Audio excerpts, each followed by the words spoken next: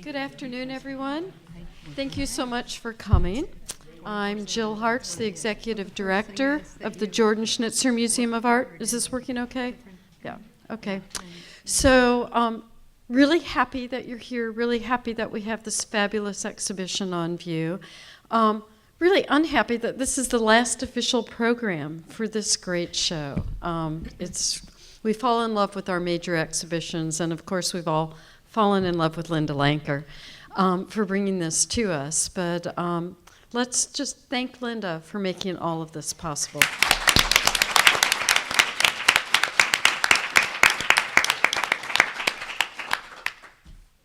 And we've had panels on various subjects, different kinds of tours, and some of you may have been here for our Hoedown and Cat Ballou outdoor film screening last night, which was really fun.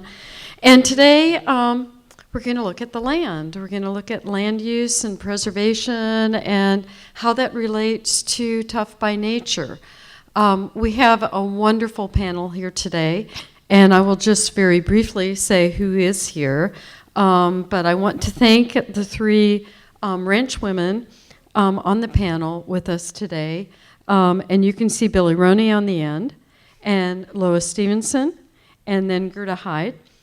And I'm not going to tell you much about them because I think Adell has a plan of how we're going to engage them. So you may remember them from their portraits upstairs too. But we are thrilled to have all three of you here. And we're also really happy to engage Adell Amos, who is over in the law school and has, I think, a very particular interest in the topic of this panel. So I am going to tell you a little more about her. But she is the Associate Dean for Academic Affairs and an Associate Professor in the Environmental and Natural Resources Law program. In 2011, she returned to the School of Law after serving in Washington, D.C. for 2 years as Deputy Solicitor for Land and Water Resources in the U.S. Department of the Interior. Professor Amos joined the law school faculty after practicing environmental and natural resources law with the Solicitor's Office in the Division of Parks and Wildlife at the Department of the Interior. She represented and advised the U.S. Fish and Wildlife Service and the National Park Service on state and federal water rights issues, including work involving the Klamath, Snake, Columbia, Middle Rio Grande, and Gunnison River basins. She provided legal advice on the interaction of water law with other environmental statutes, including the Endangered Species Act, the Clean Water Act, Federal Power Act, and National Environmental Policy Act. So as you can see, she's the go-to person for both state and federal law and practice, right, in land use. So thank you again for being here and for serving as our moderator, and I turn this over to you. Oh, thank you. I'm just delighted to be here, actually honored, given the work that I have done thus far in my life on land and water issues. And having grown up in a rural part of the country, it is just a real privilege to get to talk to folks who have worked the land and lived on the land. And I have found in the work that I have done, and I suspect we're going to discover this today, know the land in ways that those of us who don't live and work the way they do know the land. And know the issues. That's been my experience thus far in the work that I've done. So it's just a real honor and a privilege. I love to hear women talk about women and themselves in their own voices. So I thought a perfect way to open this up would be to ask each of them just to talk to you about the land that they live on and work on and what it means to them, and share a little bit just about their own stories in their own voices. And so they were debating in the back of the room which one of them was going to go first. I don't know how they worked it out. I don't know what kind of vote they took, but I'll look to you all to guide me on who's going to take the mic first. I don't care. Thank you, Gerda. Are these on? They You can are. hear? My name is Gerda Hyde. Gerda. And it's usually Gerda, but it's Gerda. Anyway, I was born and raised in near Palo Alto, California, and my parents had some land on the west coast above Stanford. So I come from sort of a rural upbringing. We had cattle and horses and so forth. And then when I went to UC Davis and Berkeley, and at age 20, I thought I knew everything. And then I got married and moved to a little town called Bly, Oregon. I don't know if anybody knows where Bly is. It was sort of a cultural shock to move to Bly, Oregon, and we worked on my husband's family ranch there. And then my husband and I bought a piece of the family ranch in 1959, and we've lived on that same ranch ever since, which has been quite a few years, and brought up our children there. And our ranch is called Yamsi Ranch. It's at the headwaters of the Williamson River, which is out of Chiloquin, Oregon, if you know where that is. It's in eastern Oregon. We have about 8 miles of the river running through our ranch. So last year we celebrated our 100th year of the family having the ranch. And that's pretty special in our area. And the only way we have been able to hold on to the land is probably to let the land take care of us. And it's been a struggle, but it's been a good way of life, and maybe that's all I need to say right now. That's perfect. Is that okay? Yep, that was perfect. All right. You get to pick the next one since they made you go first. I love you too, Gerda. I'm remembering my German teacher in pronunciation. I wasn't raised on a ranch. I was raised in the San Francisco Bay Area, not too far from Palo Alto, but actually in the low rent district. And as a young one, I didn't know that these fine people existed. I didn't know where meat came from, and I never actually worried about such things. And later on in life, I left the Bay Area to move up to the Butte County, Chico area. And I actually met a rancher looking for an apartment to rent, and the rest, as they say, is history. But I ended up marrying a fellow who is a fifth-generation ranch. The cattle ranch that I'm on, part of it came from the Leland-Stanford land grant, which is kind of incredible. And they actually, some of that ranch they were putting together before California was even incorporated. It was a little hard for me to fathom.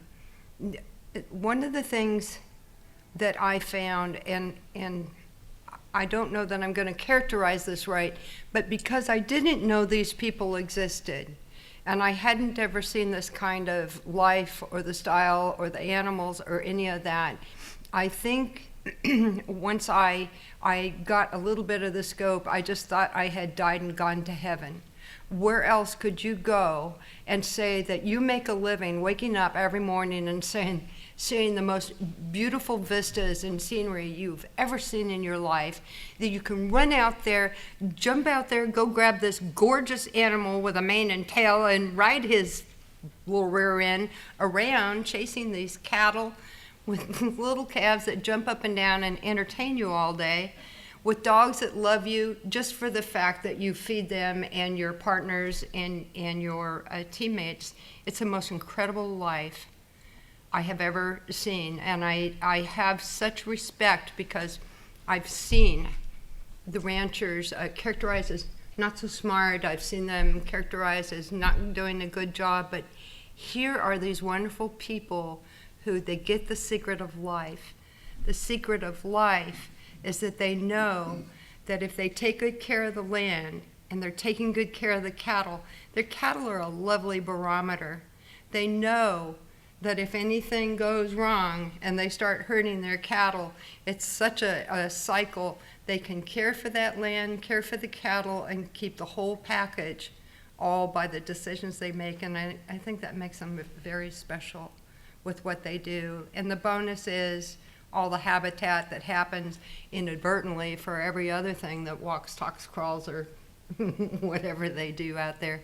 It's just a phenomenal lifestyle, so phenomenal. It's not always easy, and we have a lot of people that make it pretty hard on us, but at the same time, I think all the good stuff that we experience and all those, the love of our family, the animals, and everything else makes every heartache worth it. Every heartache. Great, thank Now you. you have no choice. Yeah, you Now you have voted. no choice. It's your turn. Oh, I was so fascinated by Thank what you, you were Gerda. saying. Well, I had planned a little talk, and I had written it down foolishly. And I decided, I have a big family here visiting me right now, and I decided I would read it to them yesterday and see how it went over. And so my sisters were the only ones available at the time, so I said, well, I'll just start reading this to you and see how it goes. So I started, and I hadn't got through the second sentence before one sister had gone sound asleep. And I said, okay, I guess that means that was not what I really wanted to say. So I'll say this. My husband and I we're not ranchers. He was raised in the logging communities, and I was raised by school teachers. We always had a little farm with a cow and a pig and chicken. So, you know, I learned to milk a cow, so that was my only asset for ranching. But when we married, after World War II, we married, and we were in a logging camp for a while. My husband was working there. And we had 3 children by that time, and we thought perhaps we should be planning something for our future. And we kept going. When we'd go to town down this gravel road, we'd pass by this ranch. This was down by Sutherland. And we passed by this ranch that was covered with these beautiful Hereford cattle out in the field. And each time we thought, wouldn't that be great, you know? And so we kind of made that our American dream, that one day we were going to have a ranch. So we worked at it. And we finally found 10 acres, and we started with the 10 acres. And we got a cow, and we got a few beef cattle, and we had walnut trees on this 10 acres that probably were producing food, or producing something. And my husband pulled them all up and planted them to pasture. We were going to raise cattle. Well, 10 acres isn't enough to make much money raising cattle. But in the meantime, he continued looking for a ranch and finally found one. And it was 1,200 acres, and it wasn't far from Eugene, and it just seemed perfect for us. We moved there in 1954, and we started from scratch. We really knew nothing about ranching, but we did learn. We learned a lot, and we started improving with help from the neighbors, showing us what to do sometimes, and we worked at it pretty hard. And at that time, television was just coming on, and we had seen a lot of TV westerns and this and that. And we thought, oh, ranch life is romantic, you know. This is great. You just ride horses and do all this. Well, it doesn't work that way. We found that out right away. But anyway, we still persisted, and we loved it there. And one of the things that has changed a lot, maybe, I don't know, this is a time to talk about change. Do you think that? Is it okay? Yeah. When we moved to the ranch, there were 3 creeks that ran through the ranch. One was year-round, the other 2 were seasonal, and they meandered. They meandered around, and it was pretty swampy, and my brother will attest to that because he used to come visit me when he was going to the University of Oregon, and we would go out in the tractor. Sometimes we'd get stuck, and my husband would get quite angry, but we would go through this swampy stuff. Anyway, in the course of events, we decided to drain this swampland, get the creeks running, you know, in a channel. and into the main channel. So this we did, and it was very effective. And we worked with the soil conservation place, Lynn Lane Soil Conservation District, and even my husband got an award in 1963 for the Conservation of the Year. Well, you can imagine what that would be like today. This just would not happen today. That you would get an award, but it would probably be for making meandering creeks. Instead of controlling the water, you would be moving the water out over the land. So that was one big change that has happened is in regulations. But the next thing that happened with us, I wish I could remember, but I don't remember. Well, I can ask a question too, Oh, whenever you good, all are ready. good. You want me to, this is a good Go time ahead, for that? ask the question. So all of these women raise cattle. Yes. And I grew up, my grandfather raised cattle for a living. My father didn't raise cattle for a living, but kept doing it. And I got to grow up around cattle. I can't claim any cattle raising activities. I rebelled a bit against the cattle raising portion of my life. But one of the things that I learned when I left Missouri, where I grew up, and the farm, was that it was really fascinating to people who didn't grow up around cattle to hear about cattle. It was sort of just what was in the backyard for me, but it was interesting to folks. And I came to understand that because I had had the opportunity to be around these animals, it had really had an effect on this set of values I had around conservation and land preservation and just what animals were and our role in the system. And so I thought I would ask you all to talk a little bit about your cattle, how you use them, how you think of them, the relationship that you have with them, how that influences the relationship that you end up having with the landscape that you live and work in. So tell us about your cows. Well, we have worked really hard to develop a good cow herd. And we always buy the best bulls that we can afford and raise the best cattle. And it has evolved. We used to just sell yearlings as they came along. And we renovated all our pastures and planted the best pasture seeds we could. We make our own hay, and so we take really good care of our cattle. In recent years, things have changed a bit. And I think for the better. The consumer is getting to be more interested in where their food comes from, and which is a good thing. And we sell natural beef now, and grass-fed beef. I shouldn't say natural beef, we call it grass-fed beef because we don't have any antibiotics, we have no growth hormones, and we feed no grain. We just feed grass. And we're developing quite a little market for that. We find that the consumer really is looking for that, and I think it has helped for ranches that are smaller. We don't have the room that the bigger ranches in the east side of the mountains have. We're more confined, and this is a good outlet for our beef, and we do take good care of our beef, and it's kind of a 24/7 job year-round, and we all love it, and our cattle are like our friends. So I don't know what more you would like. That's great. Want me to go next, or you want? Yeah, to? Gerda, go get him. Go get him. I want to hear. I'm going to be the ugly stepchild on cattle things. Oh, Well, I don't know where to start, but our ranch is a part of something called Country Natural Beef, which is a co-op which sells natural beef to Whole Foods and McMinimums and Burgerville and all sorts of stores. And if you go into Whole Foods, that's our beef. And the reason, let's say, many years ago, I have a grandson in the audience, and it really embarrasses me to even say anything. Years ago, we got involved with something called HRM, which is Holistic Resource Management. and the thought behind holistic resource management that everything has a purpose.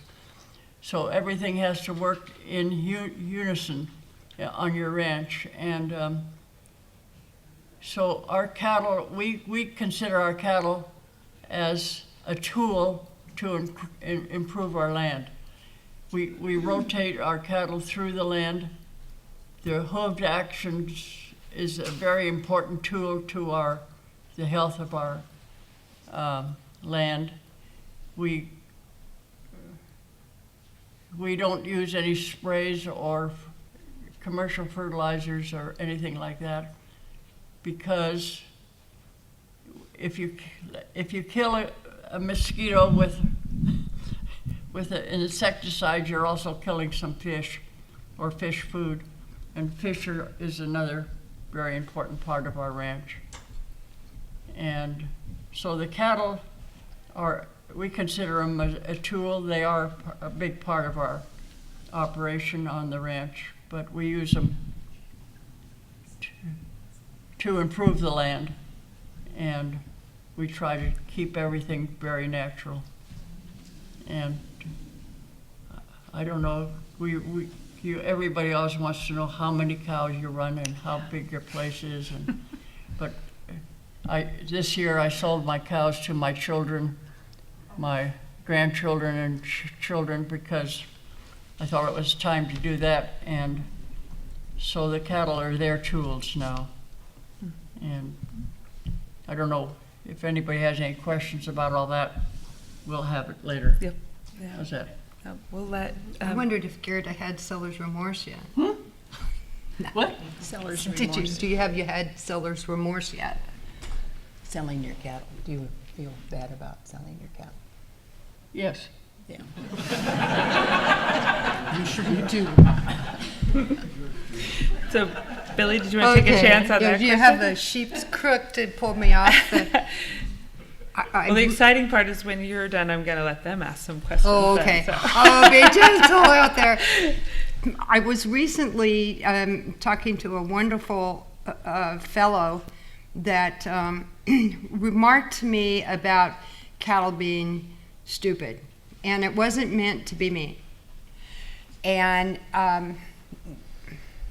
when we talk about them being tools and we talk about what they do on the land, before I say what I planned on saying, I thought I'd let you know, in case none of you understood, that when a cow has a little baby, you think of it as, well, I don't know what you think of it as, but if for any reason the mother is separated from that calf, they can be separated for miles, and they can find each other. It can be 2 or 3 days, and they can find each other. And I told that little story to that really nice man, and I said, I don't think there's a human being smart enough on the face of this earth to do that, not knowing where the other ones are. It's kind of incredible what cattle can do. So my story about being the ugly stepchild is that when I first came to the ranch, we had these cattle that most cattlemen don't like. They had long ears and horns. They were Brahman cross, and a lot of ranchers don't like them. And the reason is because they're a handful.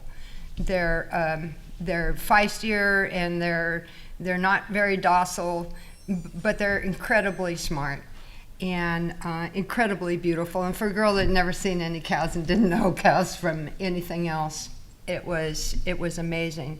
But from that point, I started studying about cattle and how they fit the land, and I studied Dr. Jan Bonsma, who was very famous from the University of Pretoria, South Africa. I'm going to ruin that name. But I was enamored in a book that I had read about how important it was for cattle to fit the environment. And what I learned, and these girls are not going to be mad at me because we're doing the same thing now, but we have been running European cattle, which is okay, we make them work. But on the ranch where I came, they weren't. And it was really cool because where other people were having to fence off, especially in the HRM deals, because a lot of our neighbors were doing that, they had to fence off the cattle or do other things to keep the cattle away. The Bocindigus just don't, they're just not water girls. They don't hang around the water. And that was part of our way. It was my bragging rights. We've got these crazy cattle with horns that go up and ears that go down, and they're really pretty. But the other problem is they didn't have the perfect carcasses that grade, like the Hereford and the Angus. There is no kidding that there's no comparison between what we were raising on the ranch, for an eating experience, if you will. No comparison at all. But what I found now that we're running Angus cattle is I miss my long-eared girls, because it was not work to take them when we'd rotate them from one pasture to another. And with our Angus girls, we push them and they push us back.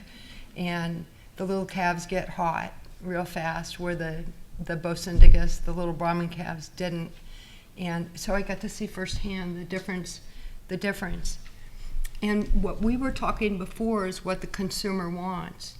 The consumer has told us clearly they don't want Bocindigus or anything of that sort. The consumer wants the English breeds, which are the breeds that marble more. And at the same time, they say they don't want a lot of fat, but that's exactly what they like in their meat. So we are trying real hard to make everybody happy. But as you can see, it becomes really difficult, just predicated on the nature of the different kinds of cattle that we try to use, to do what we do. You depend on the cattle wholly. We depend on the cattle wholly. We don't. That's our only game. So what we're trying to do is produce pounds of beef that make everybody happy and hopefully bring back enough money to pay the taxes, keep the lights on, and go. Great, Thank thank you. you. I love hearing them talk about their cattle. It worked just as I had planned. So I would love to open it up. I have a long list of questions, so I can keep going, but I suspect some of you may have some questions that you would like to ask these fine women up here. So if anybody has a question that they want to ask now, this would be a great time. Yep. Out of curiosity, what is the ratio of cattle to land that's so they don't destroy the land? How much land does a cow need? It depends on the land. It's in a lush pasture, like when I was driving up here where they irrigate, they might just have an acre or two of irrigated land, for purposes of determining how many acres a cow needs to run on. Where I'm at, there are places where to sustain a cow for one season, which would be 6 months, it would take over 100 acres just to sustain one cow. But that's part of the thing that's so wonderful about ranchers, is that they pretty much intuitively know. They can tell you that's 1 in 100 land, that's 1 in 17 land. And then some land needs more hoof action, like what Gerda was talking about, where the cattle actually, it's like you hoeing in your garden. They get things going, and other land doesn't need that so much. So, and then destroy is, boy, that's a hard one. The most important thing to know about whether a rancher is doing a good job or not is not at the end of a season. The most important time, because you mow your lawn, it sure as heck isn't 10 inches tall. But when you come back and your lawn, goes back and you see it a little bit taller, in the springtime is when you know if the plant communities are responding and you've got diversity in the plants, but also that they've regenerated and come up. That's how you know if they're doing a good job. Never, ever, ever go in the end of a summertime and say, oh my God, they just ate everything in sight. Oh, yeah, it's going to look that way. But it's what it does to come back, just like you digging, hoeing in your garden, and things aren't pretty all the time. They can't be. They just can't be. Do either of you want to comment on that? How do you figure out how many cows to put? How many cows? How many cows to put in an area? It's the time. Our ranch is divided into 35 different fields. Some are big, some are small, some have water, some don't. And you can't figure out the time, but you can figure out the amount of feed the cattle. If you what we do is we move like 1,000 yearlings through the ranch. In some fields, they're in there for a day, and some fields they're in there for 4 or 5 days. And then we don't come back on that field for 45 days. So the grass has time to rejuvenate. And that's what makes for, in our area, makes for a healthy growth of the grass and the cattle. And the other thing is that we don't use any commercial fertilizers, but when you have a large amount of cattle on a small area, they take care of that, and then you move them on, and they take care of that on the next field. So it works out very well that way. Lois, did you want to respond Well, to that? one of the things that we do to kind of rejuvenate is in the wintertime, we have sheep come in. We have a person that raises ewes and lambs, and he brings his ewes and lambs in. Are you using that thing? Am I using this? Can you hear? I think they're picking. Oh. Okay. Do you hear me now? Anyway, the ewes and lambs are a good hoof thing. They have small feet, and they're not too heavy, and they do make a good Churning action. yeah, churning action of the ground. And of course, the fertilizer you receive is part of it, and that's very good. And we do that in the wintertime. And then in the summertime, on our irrigated pastures, we used to figure at about 10 steers to an acre, which is really quite a lot. But if you can rotate them, it works. And on the dryland part of it, I'm not just sure the number that we use for the dryland part. But our land comes back. It comes back every year. We use very little commercial. We use some commercial fertilizer, but not a whole lot. So yes, go ahead. Years ago, I was talking with someone from the Bureau of Land Management. He was talking about areas in Montana where the cows had come in and just pulled up all the cheatgrass. And the way he described it, he said they just wrap their tongues around it and pull it up. And so, by the roots. And so they were trying to plant something that the cattle, that would come up next year too, that wasn't completely destroyed, and cheatgrass didn't do the job. Has anyone heard that? Can you say what you said? She, the question was about a conversation she had with somebody in the BLM, correct me if I get this wrong, who was talking about how the cattle on the land would wrap their tongues around the cheatgrass and pull it up by the roots. And so she wondered if any of you had heard of that story or had any comments or ideas about a kind of crop that wouldn't happen with on the land with cattle. We don't have cheatgrass in California, and I know they have it in Nevada, don't they? I think in Montana, I know. Actually, plant it? the grass is a perennial. I mean, an annual. And if they pull it up and shake the seeds, it'll come back next year. I wish I had that answer for her. That's the kind of stuff I they mean, know. I think that if it's an annual, and it's not. I don't think cattle pull up anything really. They bite it off. It's highly unlikely that they can pull it out. There's a question back there. Yeah. Yep. We love knee-deep grass-fed at lawns. Thank you for providing that. Can't hear. I noticed on your brochure you've grown quite a bit. You have different farms, ranches around.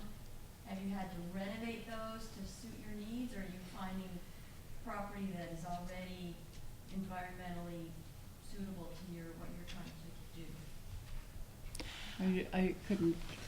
She asked us a question about knee deep. Yeah, About what? about knee deep Oh, cattle ranch Oh. and the expansion. okay. We have had to expand our base for our cattle.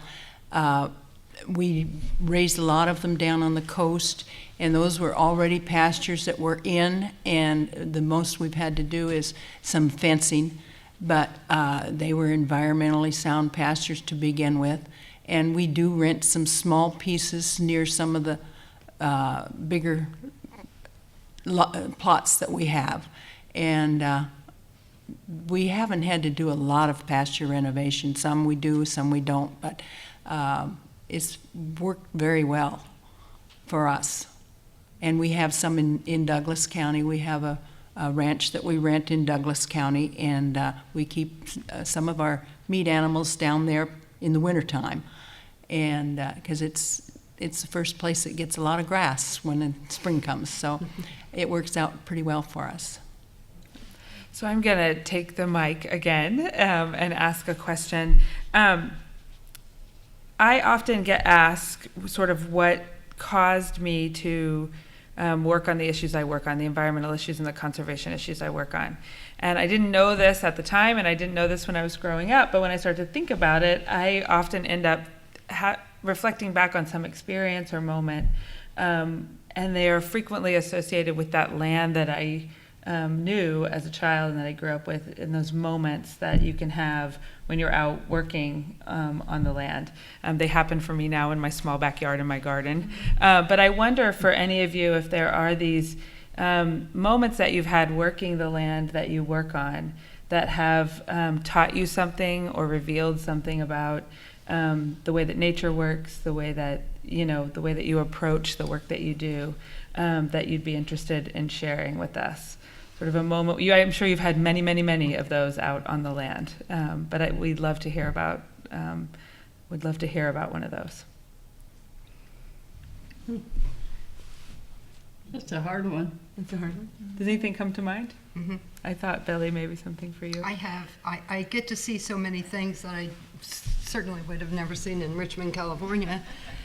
I think one of the most unique things I ever experienced was up in our summer country. We run on Forest Service ground. We have a permit there to run in certain areas, and for generations there was this one area that the Roney family ran, and cattle and the Barton family ran forever, in an area called Papoose Meadows. And it was home to sandhill cranes, which I don't know if you've ever seen them, but they're just incredible birds. And so half of the meadow there was so boggy that you knew, unless you wanted to meet your maker, you weren't going to go out there and follow a cow or take your horse or send your dog or anything. That was part of the marshy area where the sandhill cranes lived. But what we found out inadvertently, and I found out from talking to a California fish and game biologist, is that symbiotically the cattle were able to eat the grass down at the right time for the sandhill crane to be able to, depending on when they were nesting and when they were watching out for predators, it was a very happy relationship, and for decades they were fine. They were very fine. And then one year they decided to tell us to take our cattle off. And that same year I talked to a California fish and game biologist, and he said, we just bought a cattle ranch up in Northern California, and we took the cattle off. And he said, now we're getting cattle back on there because the sandhill crane left. And the sandhill crane left there. And I used to think to myself, at least we were having some small part. Whatever they took over for, there were ungulates grazing that area, and it made it a happy situation, and I miss that. But we have lots of other places where they're still there. For either of you, What? is there? Go ahead.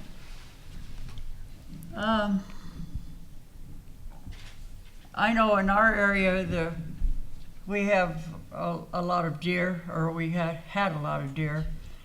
And the areas that the cattle graze on the bitter brush, which is a good feed for the cattle in the summer or in the fall, the deer really utilize that bitter brush 100% more than the areas where they don't let cattle on it, and it gets quite tall, and the deer don't use the bitter brush. So you can control, or you can increase wildlife habitat by using your cattle properly. Anytime you overgraze, you're not coming out ahead at all. So it's important for ranchers in general to really watch how they run their cattle.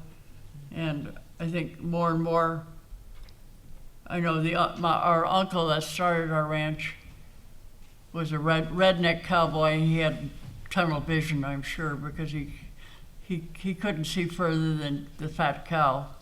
But now we look at the whole picture, and the fat cow is still important, but the land is more important. I don't know. That's great, thank you. Lois? I can't think of anything down those lines. Well, I've got more questions. So go ahead. Okay, go ahead. You get 2 extra. You get an extra long answer in a minute. I'll turn it back over to you all. Is there another question out in the audience? Because I've got more. So what's the most difficult part these days in ranching? What's the most difficult part in ranching these days? Forest Service. No. You know what? I'd like to be a piggy and go on that one. The hardest thing for me personally, Jill, is on this issue of, I want to be really nice, but I'd like to ask you folks in Oregon to ask your little wolf to come back up here and not come visit our ranch down in California. The hardest thing in the world for me personally is, I'm going to try to say this without crying. Some years ago, when California decided to protect the mountain lion, and they decided that it was in peril, and I'm not going to argue with all of that, but when they protect endangered species, that means you have no rights. If he wants to kill your animals, that's okay. And and that's one of the hardest things that we live with, or that I live with. What made it doubly hard is my husband bought me this horse that for all intents and purposes was just my best friend. He was like a kid. He took care of me. He was sweet and loving and kind and a gentle-natured horse, and he was just cow horses are not the same as pleasure horses. They're like people.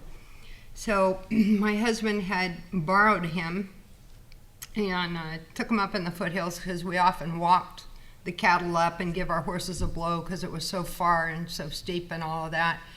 And I was back doing something else. Wally had my horse, and little guy got tired. And so Wally tied him up at this little mid-camp where we normally would tie up horses and give them a blow, walked the cattle up, and came back, and my horse was dead. And it was mountain lion that killed him, but the mountain lion also killed a doe about 50 yards from there. And so there would have been no point. He couldn't have, he wasn't there to stop it. But my frustration is now I'm facing this situation, or the heartache that I feel, all over again with the endangered wolf. I've got nothing against the wolf. But what I do have against is I can't defend the animals I love. Now, I love the cattle, and they're fun, and a lot of them turn into pets. But I don't have it in my mind how I could sit there and watch an animal use something I love, like you love your children, because I don't have kids, and these four-legged animals are my kids. I don't know that I can watch that happen. I don't, whether it's natural for a wolf to do that does not matter. It's natural for a psychopath to kill people too, I think. It doesn't make it okay. It doesn't make it okay for me.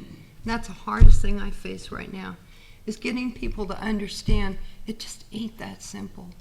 It's not at all.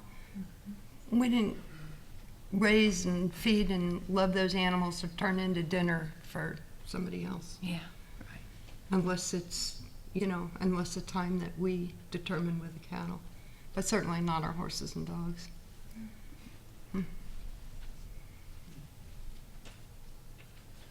Boy, that was depressing. I'm sorry. No, well, thank you for sharing that story. So Well, I think regulations are, there are more regulations all the time, more people, so you need more regulations. But I think many of the people that make the regulations in our area have never worked on the land. They don't understand what's happening. And I think sometimes we haven't had a wolf problem. We don't have predator problems to speak of, because everything is in pretty good balance right now. But the predator-controlled businesses, I know we're getting many more bear now because we can't hunt the bear with the dogs, and that's going to change, I guess. But I think regulations are the hardest things to live with from the government. You don't have much to say, but that's all Lois, for you, I have to agree with Gerda that is one of the hardest things about ranching right now are the regulations. You can't do very much without getting a permit, and sometimes it takes months or years to get a permit to do something. And on a ranch, when you need to do something, you need to do it now. So one goes and does it. So, well, yes. That's kind of the way it is, but we live in kind of a visual spot where we're seen. We're right along the road. We don't have any neighbors for 10 miles in one direction and 22 in the other. Well, we have people that live across the freeway from us that I think they just go up and down the road to see what we're doing for sure, and see if it's okay. Just for an example, we do leave blackberries and brush along some of our fence lines, along our borders. The rabbits and the birds all need a place to be. And we think that's nice, and it's kind of a hedge against the roadway traffic.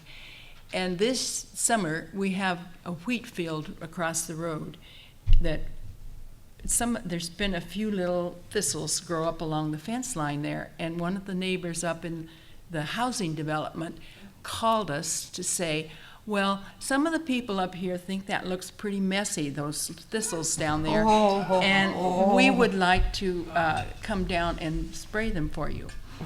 And, you know what kind of a reception that brought. But anyway, so I think in our case, where we're so close to town and we have so many close neighbors, that we are very visual and we have to watch everything we do, and because there's always somebody watching us to see what we are doing, and it makes it very difficult.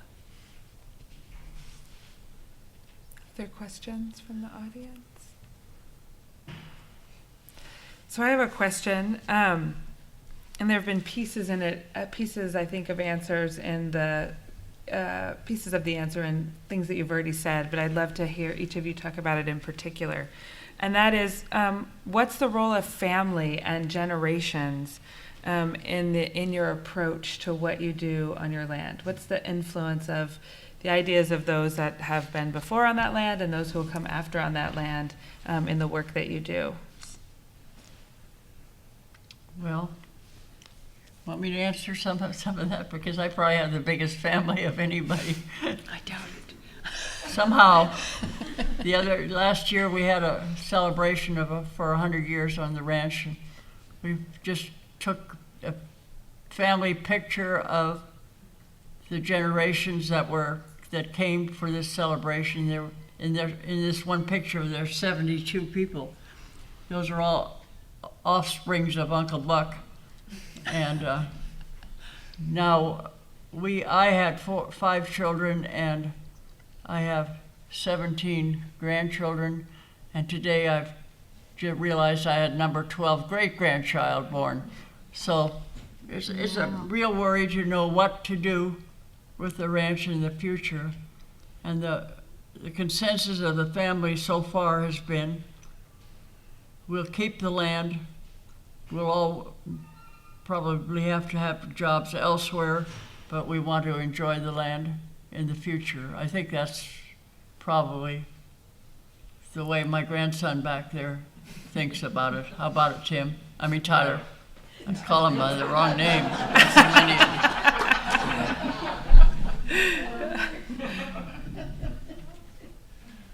Lois, did you? Well, we are really first-generation ranchers because Bill and I started this in 1954. We had 7 children, and we do have 2 boys that are working on the ranch full-time, and they more or less run it. I just act like I'm running it. I still go out on my Honda every day and kind of oversee everything, but it's just for my own benefit. Nobody pays too much attention to me. I do enjoy it, and when nobody's there, I find things that I have to do by myself outside, you know, like if a cow gets out, I have to put it away, which I can do easily. But anyway, of all my 7 children, I think all but one, and that would be you, Liz, I think, have something to do with agriculture. They have stayed within the field of agriculture. I have a pharmaceutical salesman that worked his whole life in agriculture, selling animal pharmaceuticals. I have a daughter who raises Angus bulls, and her husband is a farmer, and she has a bull sale every year, and she's really into cattle. And I have a son on a ranch over near Ironside in eastern Oregon, so he ranches full time. I don't know how many kids I've missed, but there may be one that isn't in agriculture. I think the one that lives in Washington is married to a farmer, if I remember correctly.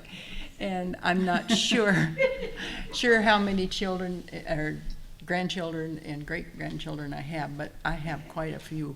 Probably more than I do. I don't know if I have more, but I just recently, 3 months ago, had a new grandson, and I'm past 80, quite a bit past 80. So I have a brand new grandson. I'm going to get you an abacus. That's So you a good can idea. count them So I all can and count them all. keep Yeah. track of them all. Good idea. Uh-oh, my turn. Yes. Oh, I'm sitting here trying to, here I go. I'm the sad story of the bunch. As I said, I married into the family. What I didn't talk about is the family that I married into. There was a divorce before I came along and 2 children who don't like ranching. And I find it rather unique. In fact, the son just left.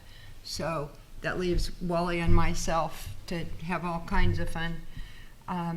There are a couple of things that a lot of young people have looked at. One is, I don't want to work that hard to make that small amount of money. And I think that's telling because you connect with it or not, and that love for the land. And so if you get to the point where you really connect with the land, with what you're talking about, all you care about is that it pays the bills. All you care about is you can get the taxes paid, you can make the expenses paid. We're not looking, for a fancy life, but we are looking to get that taken care of. A lot of young people don't like that, and the ones that do and appreciate the life that we have, I think they're wonderful. But there's a whole bunch that are walking away. Yes, they are. They don't want to be poor. They are sick and tired of what they've seen their parents go through with the government, the regulations, the things that go on that people don't understand. They don't want that fight. They don't want that fight. Yeah, that's true. And they walk away. But And there's- that's sad. you know, the one thing that you really, what I feel very strongly about is our quality of life. Our quality of life is great. Yes. We have, our family can come and go, and they're all independent, but they all love their land, and I think that's what I feel the most strong about. I mean, I have a granddaughter who's a professor at Yale teaching political science, and I have a grandson who works on the ranch as a cowboy, and they all do different things. But I think they all like to come to the ranch and be part of it in their small way. It's kind of our family haven, maybe we would call it, place where people can come and be part of it and go back and do their own thing. True? True.